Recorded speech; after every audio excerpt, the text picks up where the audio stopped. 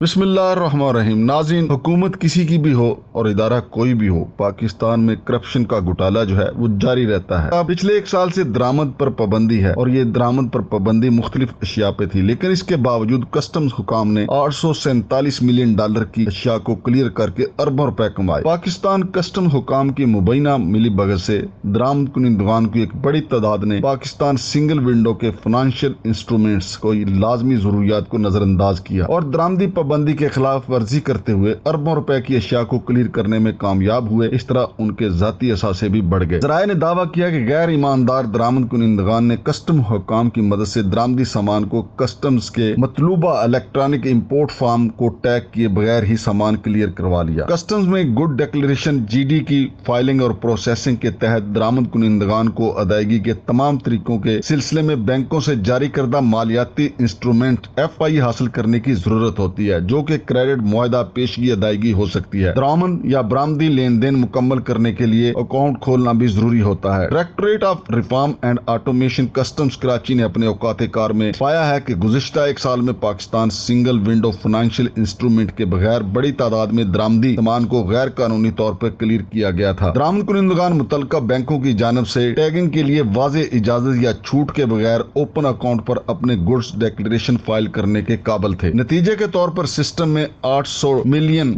پر مشتمل 50,000 GD سے زیادہ کے اس طرح کے گیٹ آؤٹ کے خلاف کوئی فارم دستیاب نہیں ہے۔ ذرائع نے یہ بھی دعویٰ کیا ہے کہ اس طرح کے فارم کے بغیر GDs آنے والے دنوں میں بڑھایا جا سکتا ہے۔ اس کے علاوہ متعلقہ بینکوں نے بھی ایسے GDs کے سلسلے میں PSW سسٹم میں مطلوبہ مالیاتی آلات اپلوڈ نہیں کیے ہیں۔ ذرائع کا کہنا ہے کہ مؤخر ادائیگیوں پر کی جانے والی امپورٹ کے حوالے سے بھی بینکوں پر اربوں روپے کے واجبات ہیں، کیونکہ حکومت نے درآمد پر پابندی عائد کر دی تھی اور یہ سوالات پیدا ہوئے تھے کہ تاجروں درآمد کنندگان نے اشیاء کی ادائیگی کا کون سا طریقہ اختیار کیا ہے۔ Directorate of reforms and automation نے یہ بھی نشاندہی کی کہ بعض درآمد کنندگان نے باب 9901 9903 9905 9908 9909 9910 9911 اور 963 کے ذیلی مشن 963 کے تحت غلط استثناء کا دعویٰ کرتے ہوئے غیر قانونی طور پر FI منسلک کرنے کی ضرورت کو پامال کرتے ہوئے پائے گئے ہیں۔ نتیجے کے طور پر وہ مطلوبہ FI کے بغیر GDs فائل کرنے کے قابل ہو گئے، جس میں $21 ملین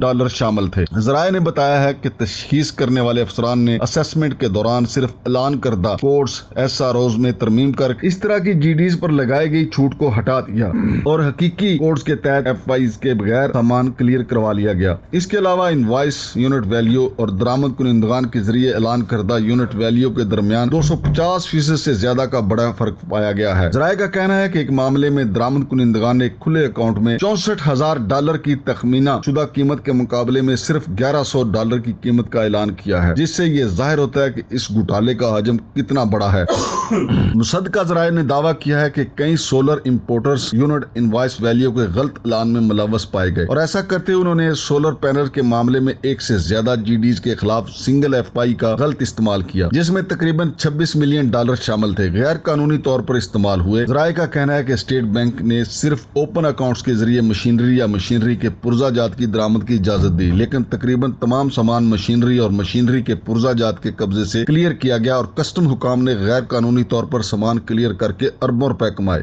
رپورٹر نے اس سلسلے میں ممبر کسٹم آپریشن سے رابطہ کیا کہ الیکٹرانک امپورٹ فارم کی شرط بعض رعایتی درآمدات پر لاگو نہیں ہوتی۔ اس رعایت کا دعویٰ بعض درآمد کنندگان نے کیا تھا اور میکانزم کے مطابق EIF کے بغیر GDs دائر کیا گیا تھا، تاہم رعایت قابل قبول نہیں پائی گئی اور ڈیوٹی ٹیکس وصول کیے گئے۔ جب یہ پتہ چلا کہ درآمد کنندگان نے مراد کا غلط دعویٰ کیا ہے تو ان کے خلاف ورزی کے مقدمات بنائے گئے۔ انہوں نے مزید کہا کہ معاملے کی تفصیل سے جانچ کے لیے ایک اعلیٰ سطحی انکوائری کمیٹی تشکیل دی گئی ہے۔ تو ناظرین، یہ کرپشن اور گھوٹالے کی ایک اور داستان ہے۔ کسٹمز میں نت نئی داستانیں رقم ہوتی ہیں اور یہ صرف کسٹمز کا ہی کام نہیں ہے، بلکہ پاکستان کا کوئی بھی ادارہ ایسے گھوٹالوں سے محفوظ نہیں ہے۔ ہر بندہ جو سرکار میں کسی بھی جاب پہ چلا جاتا ہے، خاص کر کوئی نیب قاصد ہو یا گریڈ 22 کا آفیسر ہو، اسے اس بات کی فکر ہوتی ہے کہ اس کی اوپر کی کمائی کتنی ہوگی، اس کے اکاؤنٹ میں ماہانہ بچت کتنی جائے گی، اور یہ کہ وہ اس کرپٹ سسٹم میں کیا کردار ادا کرے گا، کس کا اعلی کار ہوگا، کس کا پرزہ بن کے کام کرے گا۔ کسٹم حکام سے لے کر FIA اور دیگر تمام اداروں میں اب ہر بندہ گریڈ 22 سے لے کر نیب قاصد تک ہر وقت یہی سوچتا ہے اپنی تنخواہ کے علاوہ اور کتنا مال سمیٹ سکتے ہیں، اور ناظرین یہی نہیں، وہ سمیٹ بھی لیتے ہیں اور بہت سمیٹتے ہیں اور البتہ کسٹم واحد محکمہ ہے جس میں نیب قاصد بھی لاکھوں کی دہاڑیاں لگاتے ہیں۔ شمشاد مانگٹ کو اجازت دیجیے، اللہ حافظ۔